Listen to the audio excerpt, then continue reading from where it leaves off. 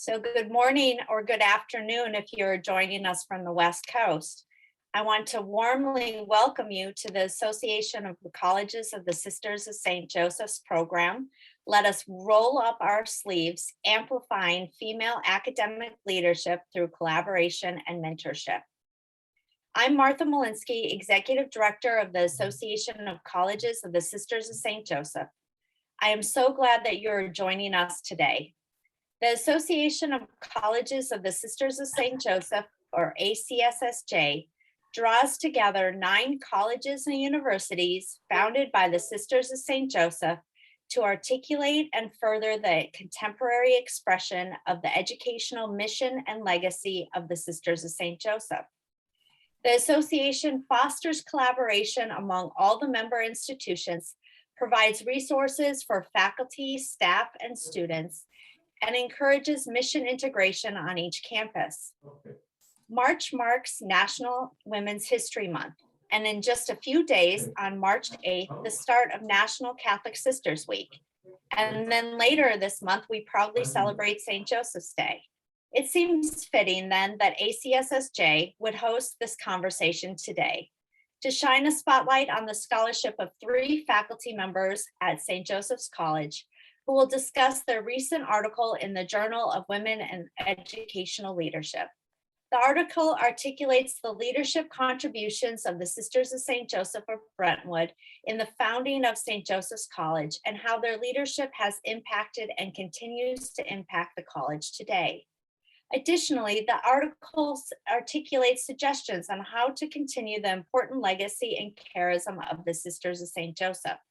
Today, this is more important than ever, as sisters on our campuses diminish in numbers, but not in spirit.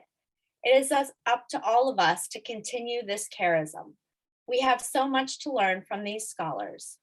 Let me briefly introduce to you our speakers from St. Joseph's College. Dr. Amy Poland is an Associate Professor of Criminal Justice and the Associate Dean and Director of Online Learning. Dr. Anne Durovich is a social worker and associate professor, department chair, and director of human services and human services leadership programs. And Dr. Rachel Schwartz is the associate professor of sociology and coordinator of the human relations program. Amy, Joanne, and Rachel, thank you for your willingness to share your work with us today. Please join me in welcoming them.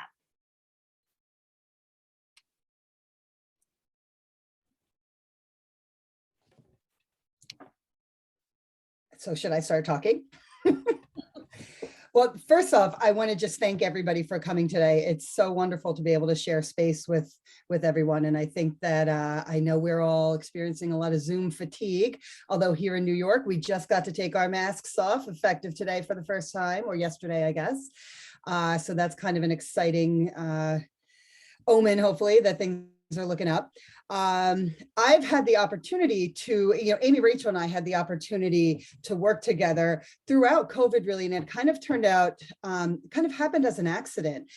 Each one of us, as you heard briefly, and as we're going to get into just in a little bit more detail, each one of us were kind of having our own experiences with our own professional development, professional growth, and trying to find our way as women in the academy and experiencing different kinds of roles and different kinds of leadership roles.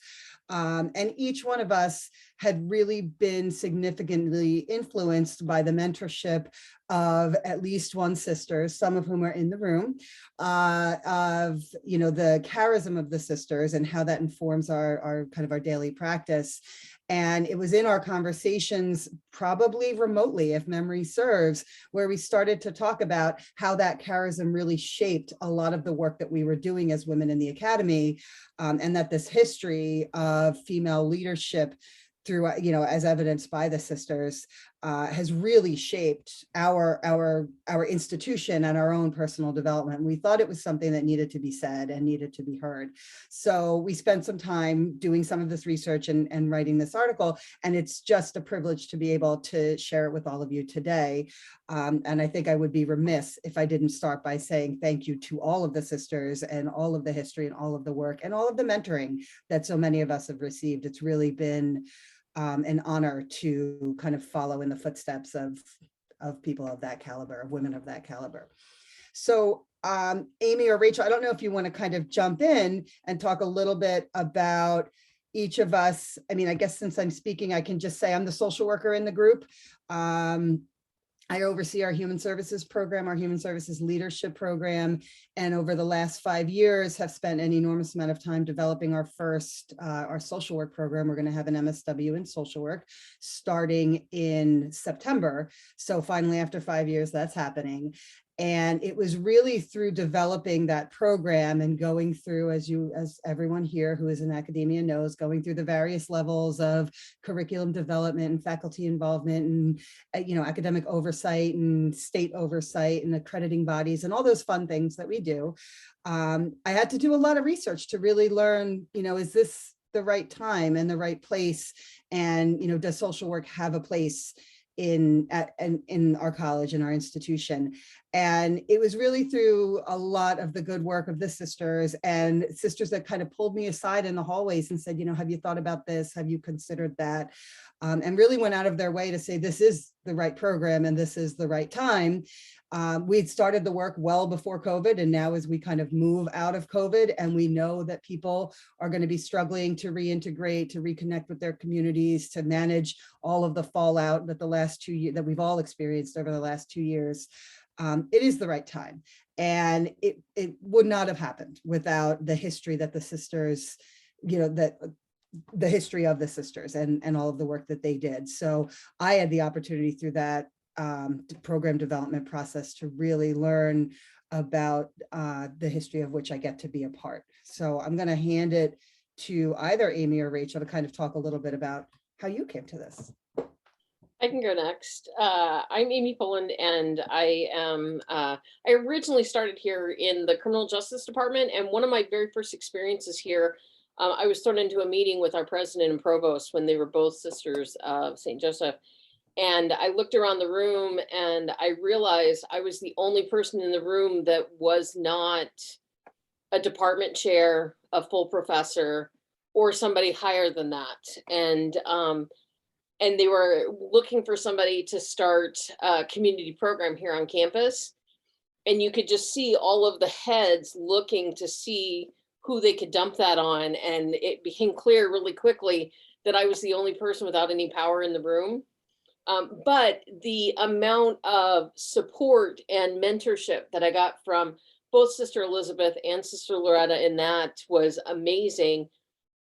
Fast forward 3 years, and I got selected as the Associate Dean for Online Learning, and immediately was thrown into launching, I think at that time, 5 or 7 online programs at the undergraduate and graduate level. And you very quickly learn who your leadership is and how, you know, what that looks like. And one of the things that amazed me was the level of female leadership. I regularly interact with our President's Council, which is all of our vice president and obviously the president, Don, as well. But all except for 2 of those positions here at St. Joe's are filled by female leaders on campus. In the past, again, many of them have been sisters. I work with department chairs. A lot of the department chairs are women here on campus as well. And we were talking about this just a little bit before. When I actually was hired here, I actually interviewed at one of the other association schools and took a red eye from that school here. And I was walking around and I was like, these values that are all over campus look really, really familiar. I didn't even realize that they were both association colleges at that point in time. But one of the things that we hear on campus, and I've heard, like I work with a lot of the other schools through the online stuff, like a lot of the other association schools, but one of the things we hear a lot is the campus community is just different. It's hard to describe why it's different, but it's just different. And a lot of that, I believe, is that charism coming from the sisters and the mentorship and the history they've built at the schools. And so a lot of what I did, and then going into the pandemic and the amount of work that had to be done to get everybody up to speed on online and virtual learning, is a lot of where the work that I was doing came into this. So then I will pass it off to Rachel. Thank you. Hi, everybody. Well, I feel like I hold the very special role of being the living proof that the mentoring is being passed down because I consider, I warned them I was going to say this, Amy and Joanne to be my mentors. And because of their invitation to collaborate with them on this article, it just became meaningful in so many ways.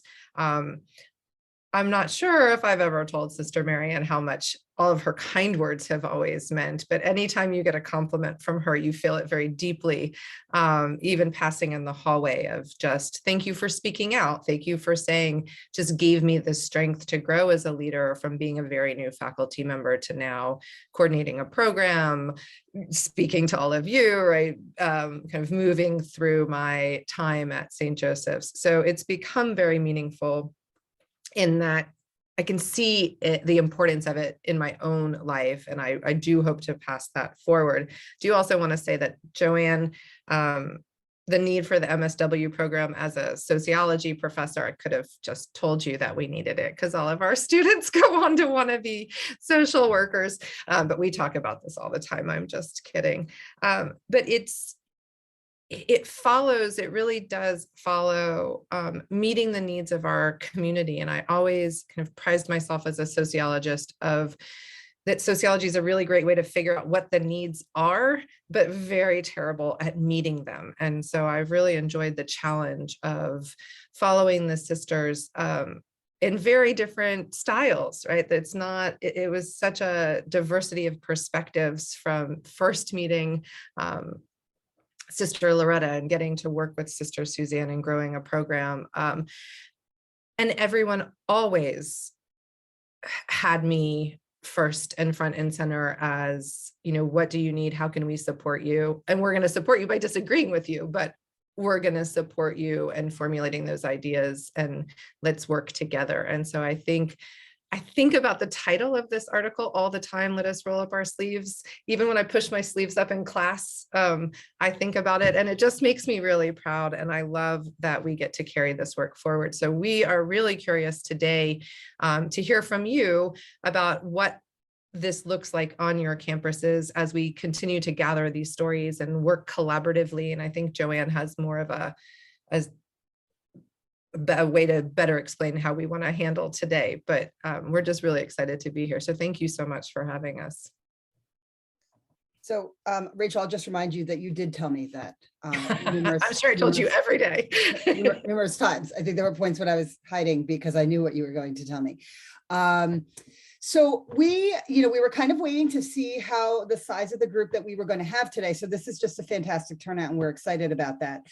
I think what we want to do is, number one, we want everybody to leave today with a takeaway, in part because some of the beauty of who we are as a consortium is that we can share our knowledge with each other and our practices. We're in similar situations in terms of the decreasing number of sisters on campus, but as Martha said, not in spirit.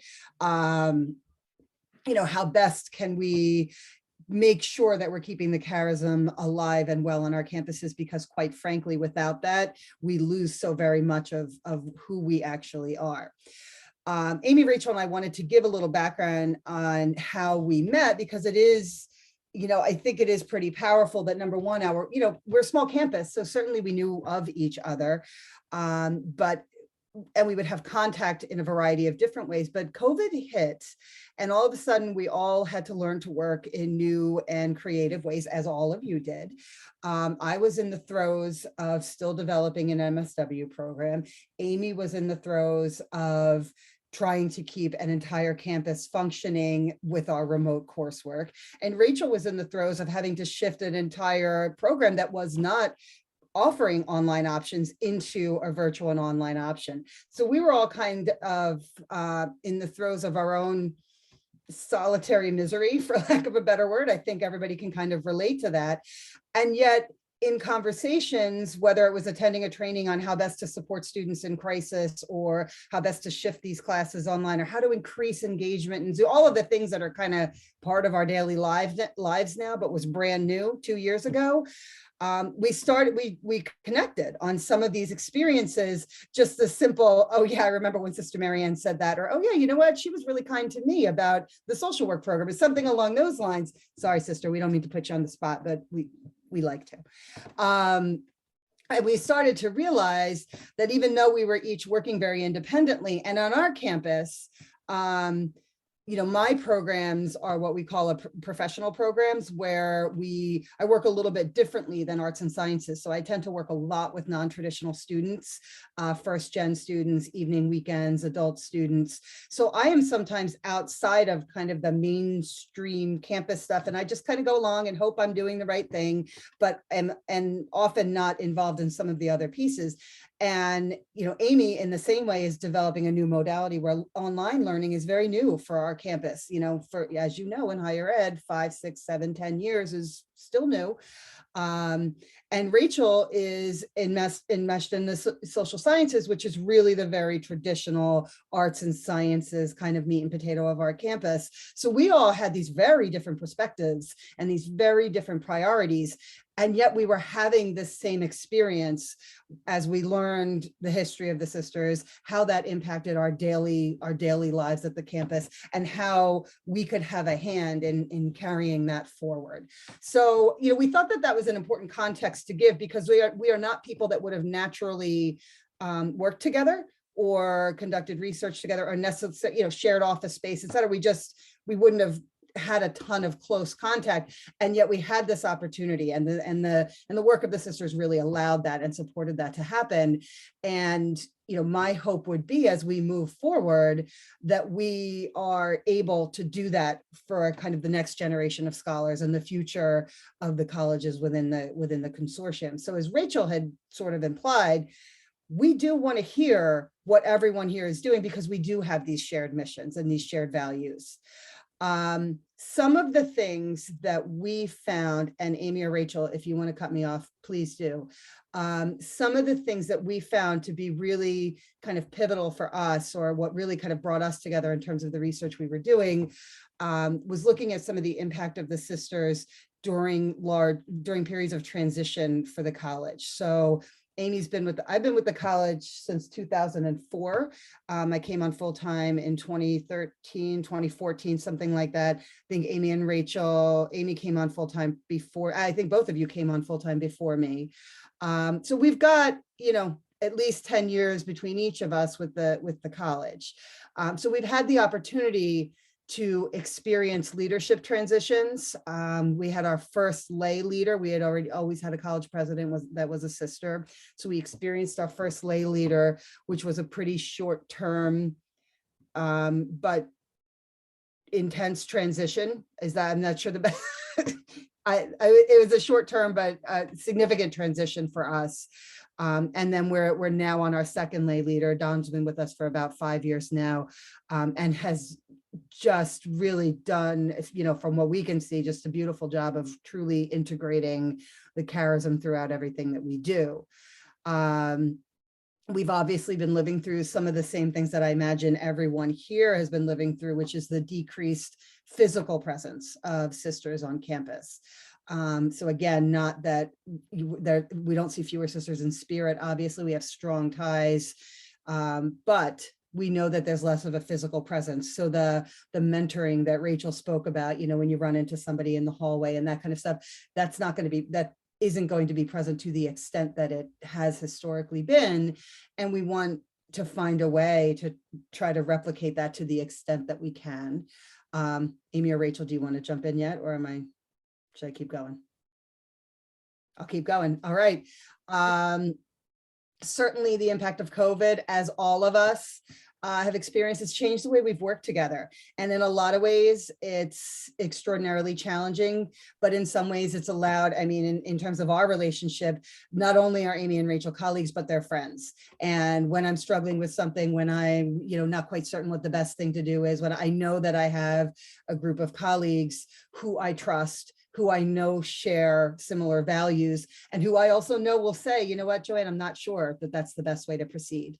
I don't know that I would have had that. I don't know that we would have had that if we didn't have the ease of communication over the last couple of years in different ways and creative ways and ways that I don't think we would have chosen 2 years ago, but that turned out to really allow us to collaborate in ways that we wouldn't otherwise have. And then, you know, the final point, I think what we're going to do, Martha, if this works for you, I'm thinking we break into, we were kind of saying we were going to stay in one group when we thought there were going to be 15 to 20 people. So we've got about 34. Do we split into 2 groups? But before, I'll set the tone for that. We want to really spend some time talking with all of us, because what we want is for you to all come away, for all of us, not just you, but us as well, to come away with a takeaway related to actual concrete steps and ideas, and ways that we can keep the charism of the sisters alive and well and woven throughout all of the activities of the college, each of our colleges. And I know that we're each doing this, you know, even in our conversations with Martha and Amy's conversations with other institutions, we're doing different things in terms of programming, in terms of college-wide committees, those kinds of things. We'd like to have an opportunity to sort of talk with all of you about that, so that we can develop a set of resources that we can share with each other, and you would have that. We can follow up and get that to everyone, so that we can kind of see what are the other institutions doing. So our goal would really be, I think, break into 2 groups. So we'll have about 15 or 16 people in each group, and talk about how, you know, what our experiences with keeping the charism alive on our campuses and what we're actually doing, looking at some of our shared values that each of us, as Amy said, she went on her interview and she didn't realize that there actually were shared values. We do, in fact, have shared values. And how can we maximize those and allow them to inform our work on campuses, on all of our campuses. And before we do any of that, does anybody have, I get tired of listening to myself talk. Does anyone have questions, comments, or concerns before we break into different groups? We're a quiet group. You guys are like my students right before spring break. Nobody wants to say anything. I will add in a point of encouragement sorry, I just saw you unmute. I'll keep it quick. That as we are thinking about today and, you know, how we wanted to share in this moment, that part of writing the article was to give voice to these stories, so that they hold their place, and that we won't need to gather more stories, so that we can continue to make space for women and leadership and the sisters and charism. And so that's what's really important to us today. Nobody has to have a perfect comment or a perfect plan or a perfect solution. We're just making space to gather those stories so we can really collaborate in building that narrative. So we're excited just to listen. So I'm going to say, let's see, it's about 1:30. So I think if we break up the groups for about 10, Amy and Rachel, what do you think? 10 to 15 minutes? Probably 10 I think that minutes. makes sense. Okay, so I would say 10 minutes or so.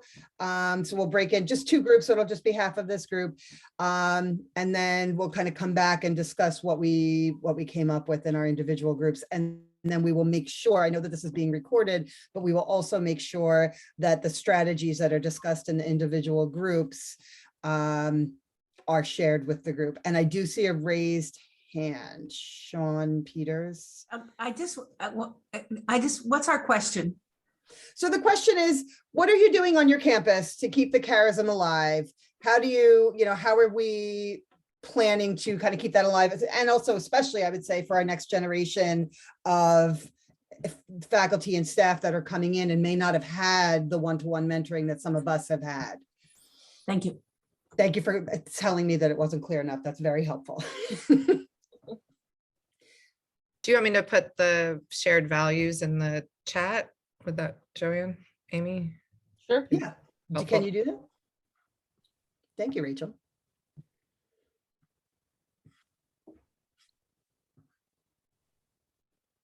And then I think Martha was going to split us into our two groups. Yeah, I'm going to open up all the rooms. And so you're invited to join one of the two breakout rooms. Feel free to just jump into one of those rooms. Under the wire. That was amazing. But I was about to start counting down 3, 2, 1, but I didn't want to add pressure. You were doing so well. Everybody's heard enough from me. So I think while people are kind of phasing back in, Amy or Rachel, do you want to kind of debrief a little bit? Amy and I were in the same group, so I don't know if we want to debrief a little bit, give people an opportunity to speak. What would work best?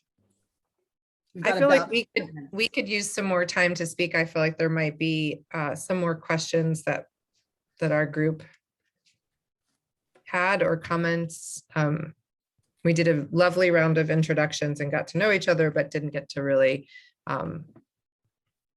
further that conversation. So if there are any outstanding questions or comments, I would love to have just a minute. Do we want to do that here in the larger group or? Yeah. All right.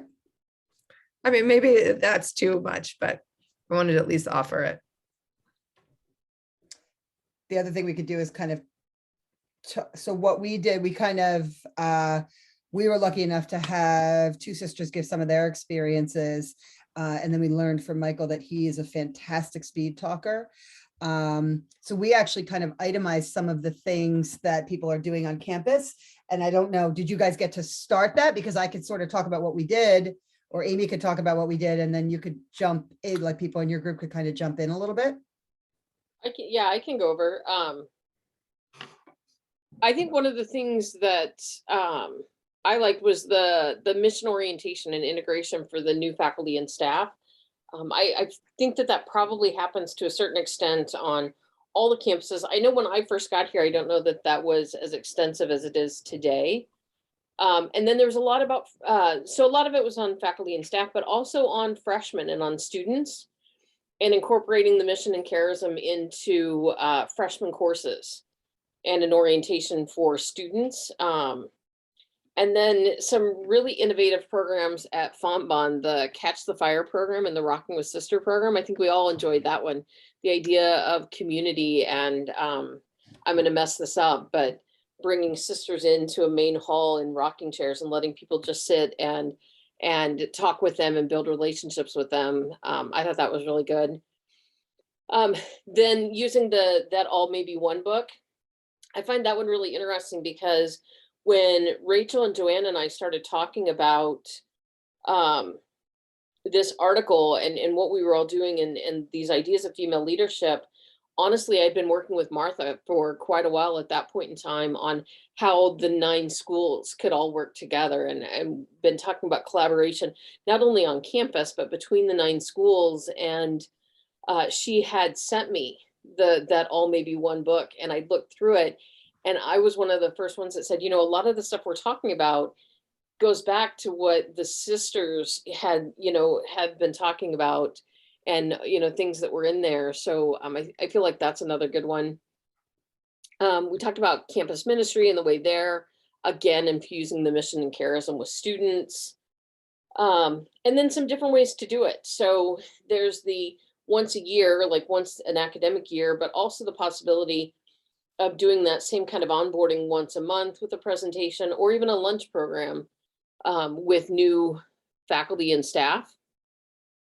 And then I think the one I liked also is not just thinking about the sisters that work on campus, but the sisters within the congregation in general, and inviting them back to campus and bringing them back into that community, whether they're on campus as an official campus leader or not. And so I really like that one too. And then Michael's were the freshman day of service, incorporating the mission into everything and doing everything. I think I got this right, Michael, with a sense of excellence and service from the example that we get from the sisters. So. Yep. I speed type. I don't necessarily speed, like, I don't have the New York speed talking down just yet, but I can speed type. for a text, and you're fantastic, Amy. Rachel, were you able to, go ahead. Yeah, I'm also a Texan, but I can talk faster. Yeah, we covered a lot of ground.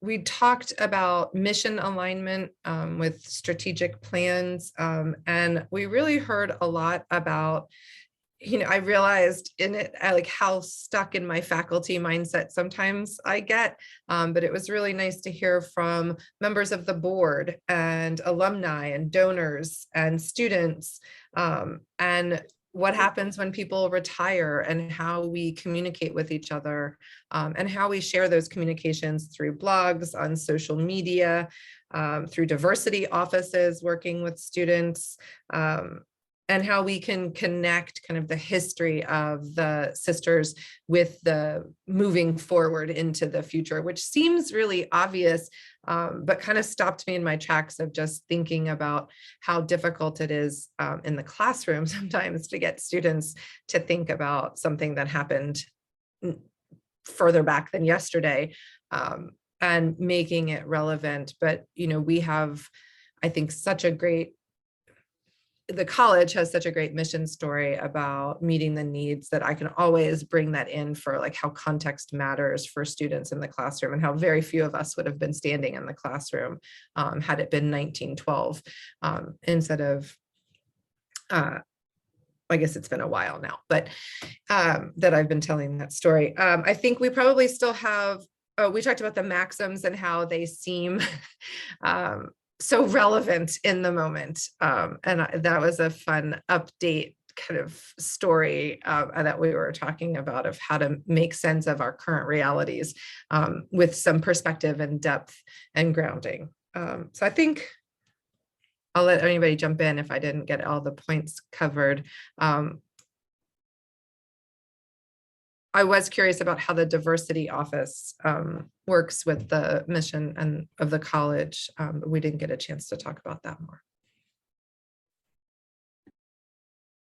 Well, I can say a little bit about the diversity piece, not much, but a little, in that both St. Kate's and the sisters are doing work on diversity, equity, and inclusion.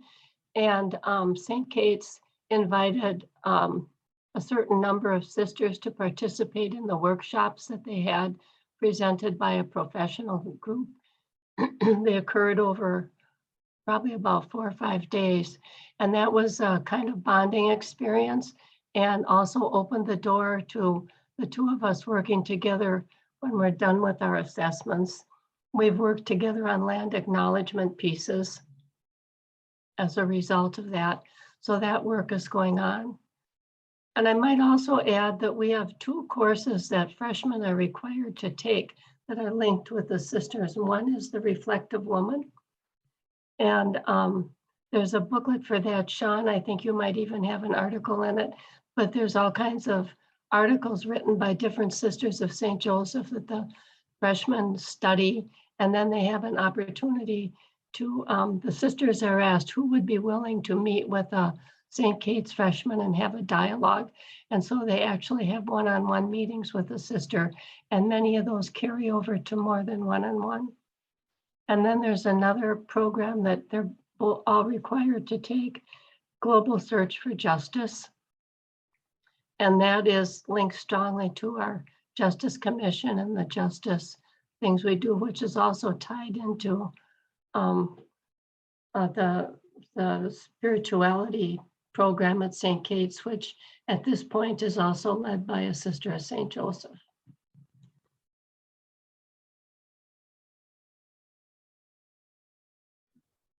Thank you. Do we have any final questions, comments, things that we want to add? I have one comment, but I'll wait. I see Christopher Daughtry. Did I say your name correctly? Sure, close enough. Many forms of it. Yeah. I just want to share, I'm at Chestnut Hill College, Vice President for Academics. And one of the remarkable things about the college at this point in its history is of our 75 full-time faculty, 10 of those full-time faculty are Sisters of St. Joseph.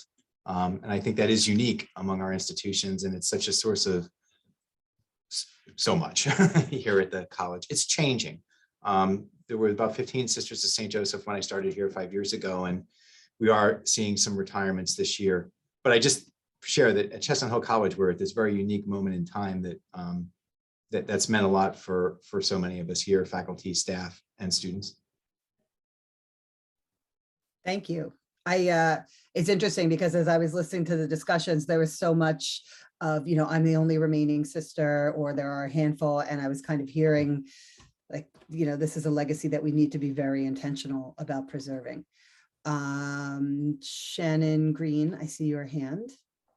Hi, I just briefly wanted to mention I'm Shannon Green from Mount St. Mary's in Los Angeles, director of the CSJ Institute. So it's my great privilege to do this work full time for our institution and also along with some of our sponsored ministries. I just wanted to mention one of the most impactful things that we do in terms of faculty and staff formation are our pilgrimages to Le Puy, and the president's office has made that a very high priority for us. So we, of course, those have been on hold the last couple of years, but we've had about 40 of our community members participate in that pilgrimage. We're about to start again. Kevin is coming with us. So we're very excited. And occasionally we have folks from other institutions join us. So, if you have the resources or want to connect with us on how to do one of those, like any immersive experiential, moment, they're deeply formative in a very sort of expedient manner. And we've seen the impact in the strategic planning, in the classroom, and research in all kinds of ways. So that's just one of the things we've been able to implement.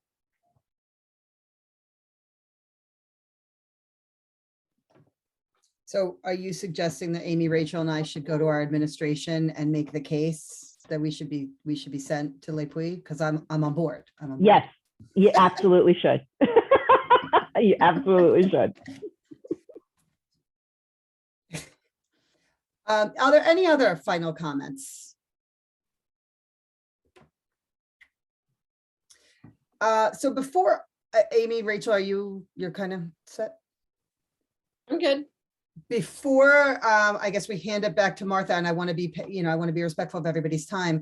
I think we would be remiss if we did not, I know that we have several sisters on this call, so I think if we did not extend our deep gratitude for, number one, sharing yourselves with us, sharing your charism with us, for the mentoring that you've done, whether you've known it or not, and for the deep, beautiful, loving, inclusive history that we all now get to be part of.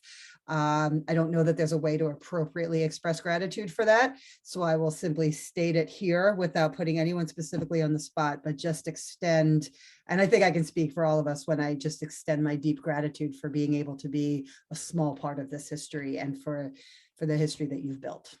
And I will hand it back to Martha. Well, I totally echo those same thoughts of that deep gratitude. We wouldn't be here today without standing on so many shoulders of the sisters and having their mentorship along the way and continued mentorship. So thank you to those sisters that are joining us today, who I find to be many of my mentors as well. Thank you to Rachel, Joanne, Amy for leading us in a conversation today and sharing more about your work. I will send out again a link to their article. So if you haven't read it already, please do so. You can check it out in the Journal of Women's Educational Leadership. And thank you again for being here. Your presence here matters. Your work on your campus to embrace and hold up and infuse the charism into your work is important work. So thank you again. And thank you for being open to being in conversation together. Have a great rest of your day and be well. Bye-bye.